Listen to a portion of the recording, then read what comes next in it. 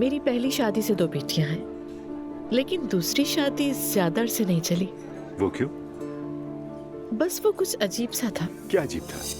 माफ कीजिएगा, ये अजीब से क्या होता है? अब क्या बताऊं मैं, वो बज़ाहिर तो अच्छा था लेकिन हकीकत में नहीं। मतलब वो बहुत ही चालाक आदमी था, है ना? नहीं, ऐसा बिल्कुल नहीं था। कुछ ऐसा हुआ जिसकी मुझे तवक्को नहीं थी। क्या वो तुमसे झूठ बोलता था? नहीं, वो बहुत ईमानदार आदमी है, गलत नहीं कहूंगी उसके लिए।